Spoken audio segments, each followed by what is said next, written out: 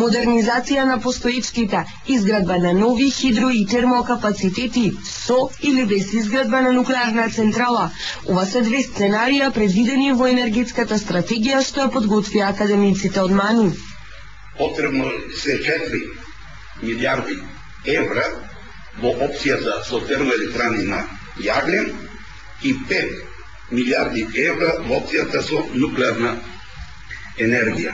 Предупредија на црните сценарија, ако земјава и натаму продолжи со игнорантскиот однос во енергетиката. Ако продолжиме со досегашната тактика, 20 години поново да изградиме само една хидроелектрана, Кузија комплекса, и ништо друго, тогаш некаде 2020-2030 ќе имаме потребно преку 40% или 50% за увоз на електрична енергија, така што пазарот ќе ги притисне да ги затвориме $3 и основе, нема да имаме собствено производство, преносните системи не можат никако да не задоволат со увоз, поради тоа што не имаме ни пари за увоз.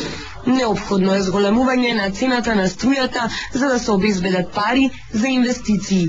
Ние имаме исклучително ниска цена на електричната енергија.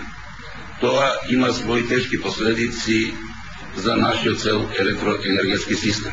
За 50% е пониска од цената на електричната енергија за домакинствата во Бугарија и дупло е пониска неголи во Хрватска, Романија, Словенија. Во стратегијата се наведени Чебрени галиште, Бошков мост, проекти за кои тендерите се поништуваат повеќе пати. Ова нема него правим како документ само да стои во бюроата, туку врз основа на овој документ се определени стратешките цели, како ќе се развие енергетски сектор. За прв пат по самостојувањето земјава подготвува енергетска стратегија, иако беше најавена за минатата година, доправа ќе има јавна расправа, а дури потоа за неа ќе се изјасни владата. Студио 2, добро вечер. По цели 2 децении Македонија добива стратегија за енергетика. Токму ова е повод за вечерашната дебата во рамки на Студио 2.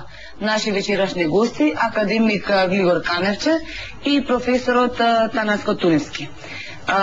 Академичи, вие сте изготвувачи преку МАНУ на оваа стратегија. Што значи стратегијата за енергетика за Македонија? Видите, енергетиката е еден од столбовите на одрживиот развој на една држава, а особено на Македонија, која што е енергетски силно увозно зависна. И како што знаете, досегашното немање на јасна стратегија во тој сектор не доведе до тоа да ние задните 20 години многу малку инвестиравме во тој сектор и се доведовме во состојба да и значаен дел и од електричната енергија увезуваме и покрај тоа што ги увезуваме целокупното количество на нафта и нафтени продукти и природен газ. Сето тоа, како што ви е познато, е голем терет и девизен и вкупно економски за нашата земја. Од таа причина сметавме дека е неопходно да се изработи една стратегија која што ќе биде широко прифатена, значи од сите стручни и од политички фактори во оваа земја, да може да заживее и да трае во еден подолг временски период. Така, вие предвидувате изградба на термоелектрани, на топлински електрани, на хидроелектрани, па дури на нуклеарка. Колку е реално сето ова да се изреализира во период од 20 години од сега? Многу интересни предлози, познати, би рекла, и во изминатиот период. Колку е реално сето ова да се изгради? Па ние сметаме дека тоа е реално од една страна и дека е неопходно од друга страна. Зошто не? Немаме друг избор. Не можеме да претпоставиме дека Македонија ќе биде толку богата да си може да си дозволи увоз на големи количества на електрична енергија. Тоа, например, Италија проба, па виде дека и таа не може да издржи.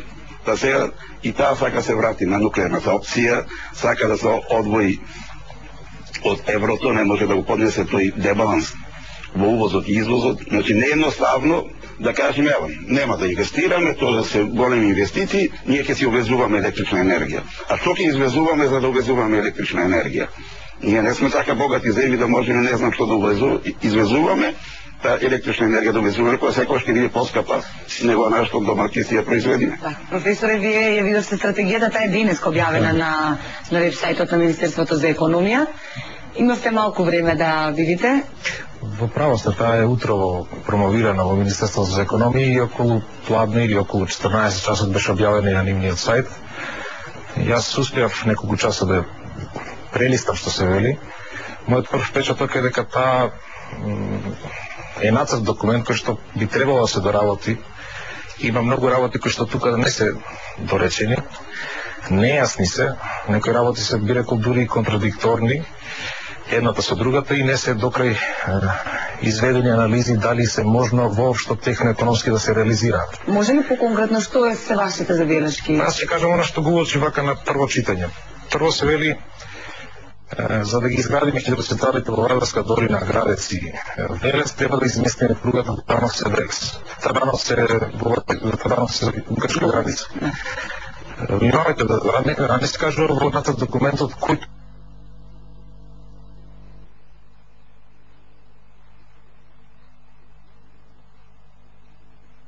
Вардар без притуда сериозен проблем решена, тој сериозен проблем е изместување на пругата. Тој проект сам по себе е огромна работа, која што чини ред на големина 1 милиарда евра, значи 200 километри пруга сигурно чини околу 1 милиарда евра. За тој проект воопшто не знаеме ни трасата на новата делница каде би одела. Значи, велам, не можете да речете ќе градам централи, ја не знам како ќе го решам овој проблем. Тоа ако да речете ќе градам прв кат од куќата, темелите, еден Господ знае како ќе ги направи. Како сме веќе тука одма, вие го имавте ли ово предвид? Околу... Да, јас жалам ако е погрешно. Консултиравте ли со Министерството за транспорт? Дали е возможно да се помери трасата? Видите, во стратегијата е јасно казано дека со оглед дека се работи за еден крупен проект. Тој проект кој што сам за себе е користен и е потребен на Македонија. На Македонија е потребна таа брза пруга, дупли колосек, кој што ќе спојува северот со југот, и за тој проект е и Европската унија заинтересирана. И тој проект сигурно е поддржан од Европска унија и тој проект е во плановите на Министерството за транспорт. Да се помести пругата. Да се изгради нова пруга. Потполно нова пруга.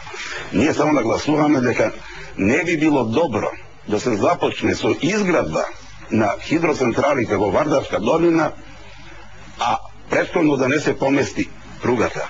Сметаме дека поместувањето пругата, односно изградба на нова пруга, не може да оди на терет на секторот енергетика.